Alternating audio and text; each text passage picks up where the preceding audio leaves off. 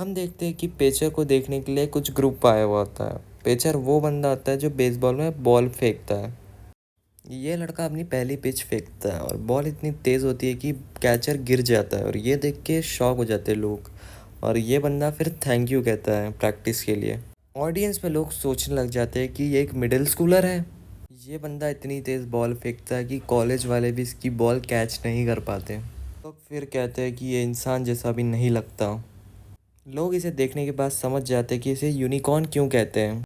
एक टीचर आके अनाउंसमेंट करने लग जाता है कि मिड टर्म एग्ज़ाम शुरू हो रहे हैं तो क्लब एक्टिविटीज़ सारी बंद रहेगी। मिडिल स्कूल शुरू होने के बाद ये पहला एग्ज़ाम होता है तो लोग काफ़ी ज़्यादा नर्वस होते हैं। रियो जोजो से पूछता है कि उसे टेस्ट के बारे में कैसा लग रहा था। जैसे ही रियो देखता है कि वो देख के शॉक हो जाता है कि जोजो ऐसे लग रहा है कि इसे गुस्से में हो। जोजो कहता है कि वो गुस्से में नहीं है, वो उसको टेस्ट को हैंडल करने का उसका तरीका है।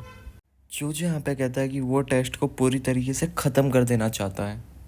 उसकी ब्लड लश देख के सब लोग भाई डरने लग जाते हैं। बाकी लोग कहने लग जाते हैं कि ये एक एग्ज़ाम को इतना ज़्यादा सीरियसली ले रहा है और ये एक असैसिन लग रहा है। और ये देखते ही कोटासू जोजो को वार्निंग देता है। कोटासू कहता है कि इतने छोटे रीज़न की वजह से अब अपनी आइडेंटिटी एक्सपोज मत करूं। कहता है कि उसका फर्स्ट एग्ज़ाम है तो उसे समझ नहीं आ रहा है वो क्या करे। अगली सुबह नोरेन स्कूल आती है और नोरेन काफ़ी ज़्यादा खुश होती है। फिर नोरेन बताती है कि टेस्ट वीक के दौरान लोग पढ़ाई में इतने ज़्यादा बिजी होते हैं कि उसे कोई भी प्रपोज नहीं करता। ज़ीरो स्ट्रेस की वजह से उसे काफ़ी ज़्यादा अच्छी नींद आ रही है। तभी उनकी मुलाकात जोजो से होती है और जोजो की भाई हालत देख के भाई ये लड़कियां शॉक हो जाती हैं। उसकी आंखों के नीचे बड़े बड़े डार्क सर्कल और वो काफ़ी ज़्यादा कमज़ोर लग रहा होता है और उसकी आवाज़ भी काफ़ी ज़्यादा ख़राब लग रही होती है। ये देख के लड़कियां कहती कि ये सो भी रहा है। रियो कहता है कि भाई तुम्हें थोड़ी अपनी नींद पूरी करनी चाहिए, तुम क्या कर रहे हो। फिर जोजो कहता है कि हाँ मैं लॉजिकली ये समझता हूँ पर फिर भी मैं अपने आप को रोक नहीं पा रहा पढ़ाई करने से। वो इसका कंपैरिजन बॉक्सर से करता है जिससे उनको पता होता है कि ट्रेनिंग नहीं करनी चाहिए फाइट से पहले, पर फिर भी वो करते हैं। रियो फिर जोजो की चिंता करने लग जाता है।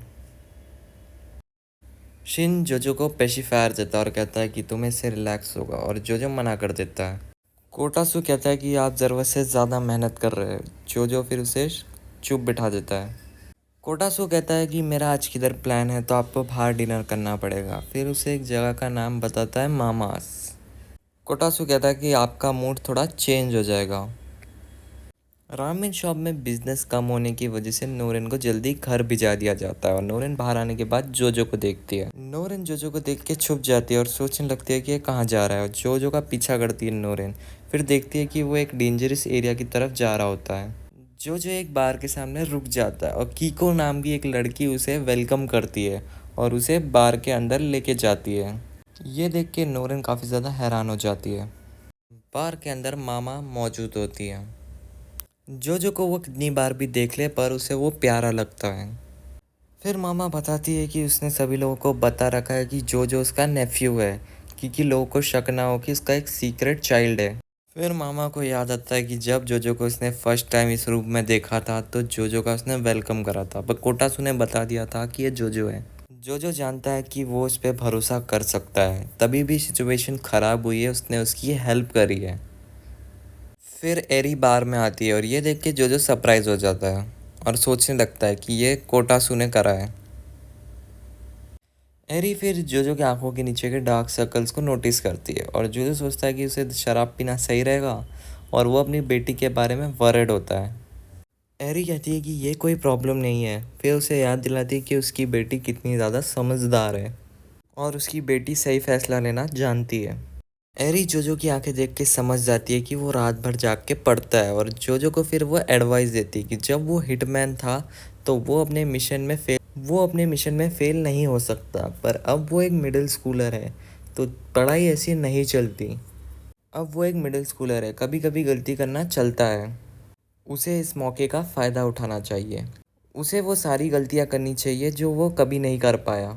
मिडिल स्कूल चालू होने के बाद वो काफ़ी ज़्यादा खुश लग रहा है। मामा बाहर कहती कि खोए रहना बंद करो और स्टेशन तक चलो, और नोरेन पूरे समय बाहर वेट कर रही होती है। नोरेन ये देख के डर जाती है कि जो जो बार के अंदर गया था और एक बड़ी लड़की के साथ वो बाहर आया है। और नोरेन सोचने लगती है कि जो है कौन। मिड टर्म एग्ज़ाम शुरू हो जाते हैं और जोजो ने थोड़ी बहुत मिस्टेक्स करी होती है, पर जोजो ने वो रिज़ल्ट को एक्सेप्ट कर लिया होता है और कहता है जोजो कि मैं फाइनल्स में इससे ज़्यादा बेहतर करूँगा। क्लास में चारों ओर देखने के बाद पता लगता है काफ़ी स्टूडेंट्स ने काफ़ी ज़्यादा बेकार मार्क्स पाए हैं। नोरेन जोजो के बारे में उसने जो कुछ भी देखा है वो सब वो याद करने लग जाती है और कहती है कि जोजो मुझे लगता नहीं है वो एक मिडिल स्कूलर है, मुझे लगता है कि वो एक अंकल टाइप है।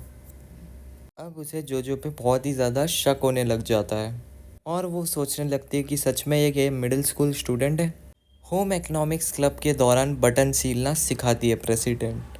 सबसे पहले धागे को थोड़ा ढीला करके पास करना होता है, फिर धागे को वॉप करा जाता है, एक लूप बनाया जाता है। वो काफ़ी इजी तरीके से समझाती है और कहती है कि अगर ये सीख जाओ तो 10 मिनट भी नहीं लगता करने में। अगर तुम अपने कपड़े खुद से ठीक करोगे तो तुम्हें उससे ज़्यादा लगाव होगा। जो इसका कंपैरिजन कार्स और बाइक से करता है। लोग जितना खुद से काम करते हैं उन चीज़ों से उससे लगाव हो जाता है। फिर वो कहती है कि एक बार खुद से ट्राई करो। शेन एकदम शॉक हो जाता है जब उसे निडल्स का असली यूज़ मालूम पड़ता है। बस उसे लगता था कि निडल्स में पॉइजन लगा के चुबाना ही उसका काम होता है। जो अपनी पहली कोशिश में बुरी तरीके से फेल हो जाता है। ये देख के नोरेन हंसने लग जाती है, पर नोरेन भी इसमें फेल हो जाती है। फिर नोरेन को याद आता है कि वो सिलाई में कितनी ज़्यादा बेकार है। फिर ये लोग अपने से बड़े क्लब मेंबर्स के पास जाके हेल्प लेते हैं। ये लोग प्रैक्टिस करने लग जाते हैं। फिर इन दोनों की मुलाकात थियो नाम के सेनपाई से होती है जो अपने लगाए हुए प्लांट्स में पानी दे रहा है। उसके बाद जो पूछता है कि कुछ हुआ है क्या। फिर वो कहती है कि वो ऐसा क्यों पूछ रहा है। फिर जो पूछता है कि वो आज काफ़ी अच्छे मूड में लग रही है। फिर नोरेन बताती है कि ऐसा कुछ भी नहीं है, उसे होम इकोनॉमिक्स क्लब काफ़ी ज़्यादा पसंद है। होम इकोनॉमिक्स क्लब में किसी को प्लांट्स पसंद है, किसी को बेकिंग करना पसंद है और किसी को हैंडक्राफ्ट पसंद है। क्लब में सब लोग अलग अलग चीज़ें करते, बस कोई भी यहाँ पे गॉसिप करने के लिए नहीं आता और उसे खुशी है कि उसने इस क्लब को ज्वाइन करा। फिर उन्हें बाद में बताया जाता है कि क्लब एक्टिविटी में बेसबॉल टीम के लिए राइस बॉल बनाने हैं। फिर प्रेसिडेंट कहती है कि सबको अपना 100% देना होगा। फिर एक स्टूडेंट बताती है कि जो प्रैक्टिस फील्ड है वो अकेले हमारी जो टीम है वो नहीं रेंट करती, एक दूसरी सीनियर टीम भी उसे रेंट करती है और वो ऑर्डर इन्हीं का ही है। उस टीम में एक यूनिकॉर्न है और लड़की को डर है कि वो नोरेन के पीछे पड़ा होगा। फिर प्रेसिडेंट उसे याद दिलाती है कि ये एक रूमर है और हो सकता है कि ऐसा कुछ भी ना हो। फिर नोरेन और जोजो से कहती है कि अगर वो कंफर्टेबल फील नहीं कर रहे तो डिलीवरी के समय उन्हें रहने की ज़रूरत नहीं है। जो पूरा डिसीजन नोरेन पे छोड़ देता है और नोरेन फिर जाने के लिए वहाँ मान जाती है। जब वो लोग फील्ड पे पहुँच जाते हैं तो खाने के लिए टीम काफ़ी ज़्यादा थैंकफुल होती है।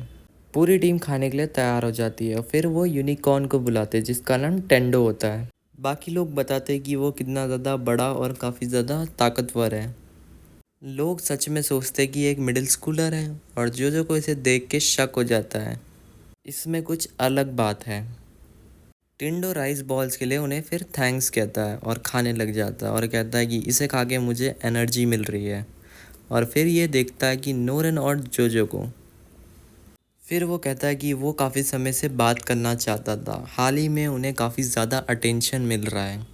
नोरेन उसकी बड़ी और डरावनी बॉडी को देख के सोचने लग जाती है कि ये काफ़ी ज़्यादा बड़ा है। जो सुनने के लिए तैयार हो जाता है कि जो टिंडो के लिए रूमर्स फैले वो क्या सच है। जो को उम्मीद नहीं थी कि वो स्ट्रेट फॉरवर्डली सब कुछ कह देगा और जो को डुएल के लिए चैलेंज करता है। जो शॉक हो जाता है। टिंडो कहता है कि अगर मैं जीत गया तो मुझे नोरेन का बॉयफ्रेंड बनने का मौका मिलेगा। नोरेन ये देख के डर जाती है और मना कर देती है। फिर नोरेन कहती है कि हम एक दूसरे को जानते तक नहीं हैं, ऐसा कुछ भी नहीं होगा।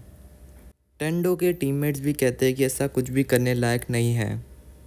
फिर टेंडो कहता है कि वो सिचुएशन को संभाल लेगा और वो साफ करता है कि उसे नोरेन का बॉयफ्रेंड नहीं बनना और असली वजह ये है कि वो जो को क्रश करना चाहता है। जो उसके रास्ते में आके खड़ा है। फिर वो एक लंबी स्पीच देता है और कहता है कि स्पोर्ट्स उसके लिए सबसे ज़्यादा इंस्पायरिंग चीज़ है। लोग प्लेयर से इंस्पायर होते हैं तो सबकी नज़र उस पर होनी चाहिए। उसका सपना है कि वो इंसानी इतिहास का सबसे बड़ा स्पोर्ट्समैन थ्रेट बने। फिर वो क्लियर करता है कि उसे हर स्पोर्ट्स में महान प्लेयर बनना है। कोटासू फिर तुरंत ही इन्फॉर्मेशन निकाल के बताता है कि वो बेसबॉल में एस रैंक प्लेयर है, सॉकर में एस रैंक प्लेयर है, वो बास्केटबॉल का मिडिल स्कूल का स्टार है। और ये देख के कोटासू शॉक हो जाता है कि ये एक सच में यूनिकॉर्न है, तीनों स्पोर्ट्स को डोमिनेट कर रहा है और नेशनल लेवल्स पे टाइटल जीत रहा है। एक ऐसा इंसान जिसे अल्टीमेट फिजिकल गिफ्ट मिला हो। टेंडो का सपना है कि वो तीनों लीग में जीते, और ये देख के लोग सोचने लगते हैं कि ये सच में पॉसिबल भी है। जो समझ जाता है कि ये एक सच में स्पोर्ट्स फ्रीक है, जिसे स्पोर्ट्स लाइफ में रहना बहुत पसंद है। किसी और को उससे ज़्यादा अटेंशन मिले तो उसे बर्दाश्त नहीं होगा। टेंडो कहता है कि वो पूरी तरीके से गलत समझ रहा है, जो उसके लिए कोई मायने ही नहीं रखता। टिंडो जोजो से कहता है कि वो एक होम इकोनॉमिक क्लब का बैकग्राउंड एक्स्ट्रा बंदा है, किसी छोटे से बेकार से क्लब से उसे कोई खास फ़र्क नहीं पड़ता, जिसका एग्जिस्टेंस भी होना नहीं होना फ़र्क नहीं है। जो बस उसे इरिटेट करता है। उसके टीममेट्स भी कहते हैं कि इतना रूड होने की कोई ज़रूरत नहीं है, और जो कहता है कि कोई बात नहीं, मैं तुम्हारा डुएल एक्सेप्ट करता हूँ। नोरेन सोचने लगती है कि जो ये चैलेंज एक्सेप्ट क्यों कर रहा है, और कहती है कि मुझे नहीं लगता कि इसे कोई ख़ास फ़र्क भी पड़ता है। जो उसकी बात को एग्री करता है और कहता है कि मैं अभी गुस्से में हूँ, उसने बस मेरी इंसल्ट नहीं करी, होम इकोनॉमिक्स क्लब की लड़कियों को भी नीचे दिखाया है। जो टेंडो से कहता है कि उसे जो करना है वो करे, होम इकोनॉमिक्स क्लब को उसे नीचे दिखाने की कोशिश ना करे। टेंडो खुश हो जाता है जो ने डुएल को एक्सेप्ट कर लिया, और सोचने लगता है कि कौन से स्पोर्ट्स को खेले। और वो सोचते सोचते डिसाइड करता है कि सॉकर का मॉडिफाई वर्जन खेलेंगे, जिसका नाम फूट होता है। और मुकाबला एक हफ्ते बाद जिम के अंदर होगा, और वो डिसाइड करता है कि वो सिर्फ एक बंदा लाएगा, जो चाहे कितने भी बंदे लेके आ सकता है। जो इस हैंडीकैप को लेने से मना कर देता है। टेंडो कहता है कि मैच फेयरली नहीं हो पाएगा। टेंडो के जाने के बाद उसका कोच फिर माफ़ी मांगता है होम इकोनॉमिक्स क्लब से। थियो कहता है कि टेंडो के टीममेट्स उसे ऐसा क्यों ट्रीट करते हैं जैसे कि वो एक अलग बंदा है, जबकि वो एक बैड एटीट्यूड वाला है। फिर उसका टीममेट समझाता है कि एक इंसान अगर 3 स्पोर्ट्स के बीच में अपना टाइम बांटे तो सभी के पास लिमिटेड टाइम होगा। टेंडो अपनी डोमिनेशन से उसकी लिमिटेशन को भी पार कर देता है। टीममेट के रूप में टेंडो सबसे बड़ा हीरो है, अगर अपोनेंट में आ गया तो ये सबसे बड़ा विलन है। फिर हम क्लास में देखते हैं कि क्लब प्रेसिडेंट काफ़ी ज़्यादा गुस्से में थी, और वो कहती है कि डिटेल्स भूल जाओ, बस उसे हरा दो जाके। जो भी फिर गुस्से में कहता है कि मैं उसे इतना गंदा हराऊंगा कि वो मेरा नाम ज़िंदगी भर नहीं भूलेगा। यहाँ पे फिर क्लब डिसाइड करने लग जाता है कि जो के साथ कौन कौन खेलेगा। तभी लड़कियां नोटिस करती है कि नोरेन किसी चीज़ को लेके परेशान है, और उसे वही ऑकवर्ड मोमेंट याद आ रहा होता है जो टिंडो के साथ हुआ है। नोरेन को अपनी कई बातों पे काफ़ी ज़्यादा शर्म आ रही होती है। वहाँ पे उसकी बातों से ऐसा लग रहा था कि वो काफ़ी ज़्यादा इम्पोर्टेंट लड़की है। ये सब बातों के बीच में सभी को शिन शॉक कर देता है कि वो भी खेलेगा। फिर शिन कहता है कि मैं उसे माफ़ नहीं कर सकता, क्योंकि उसने नोरेन की सबके सामने इंसल्ट करी है। कियो कहता है कि मुकाबला ज़रूरी नहीं है कि 2v2 का हो, इसलिए वो भी पार्टिसिपेट करना चाहता है। वो फिर समझाता है कि वो टिंडो को इसलिए माफ़ नहीं कर सकता, उसने होम इकोनॉमिक्स क्लब का मजाक उड़ाया है। उसे एक चीज़ पसंद नहीं आई कि उसने नोरेन को भी सबके सामने एम्बैरेस फील करा दिया। नोरेन काफ़ी ज़्यादा अपसेट होती है, इसलिए नहीं कि वो डुएल की वजह से, इसलिए कि होम इकोनॉमिक्स क्लब का मजाक उड़ाया है टिंडो ने। जो काफ़ी ज़्यादा मोटिवेट होता है, और वो कहता है कि ये सब मुझ पे छोड़ दो, मैं ही जीतूंगा। फिर हम देखते हैं कि टिंडो अपने टीममेट के साथ प्रैक्टिस कर रहा होता है। टिंडो ने अपने टीममेट को डुएल में मदद करने के लिए कहा था। उसका टीममेट थोड़ा इरिटेट लग रहा था, उसे इस सब चीज़ों में घसीट लिया गया। उसका टीममेट ये भी सोचता है कि टिंडो ये सब चीज़ों में पढ़ ही क्यों रहा है। टिंडो कहता है कि मैं जब भी जोजो को देखता हूँ, मुझे अलग ही उसे देख के बेचैनी सी चालू हो जाती है। जोजो में कुछ ऐसा है कि वो समझ नहीं पा रहा। उसका टीममेट कहता है कि वो मैच में मिनिमम एफर्ट्स डालेगा। टेंडो कहता है कि उससे ज़्यादा उम्मीद भी नहीं थी। ये सुन के वो इरिटेट हो जाता है, उसने गलती से ज़्यादा पावर लगा दी थी, और टिंडो ने उसका पूरा मोमेंटम ख़त्म कर दिया। फिर उसे याद आता है कि वो किस लेवल के प्रोटेजी से डील कर रहा है। इसके बाद मैच का दिन आता है। इसके बाद 3-2 स्कोर होने वाला है, और सब लोग सोचने लगते हैं कि कौन जीतेगा। अगर टिंडो जीतता है तो रूल्स नॉर्मल रहेंगे, अगर जोजो जीता तो उसकी एक कंडीशन है। वो टेंडो को याद दिलाता है कि उसने होम इकोनॉमिक्स क्लब का मजाक उड़ाया है। जोजो चाहता है कि वो क्लब की लड़कियों से माफ़ी मांगे और इसके लिए वो मान जाता है।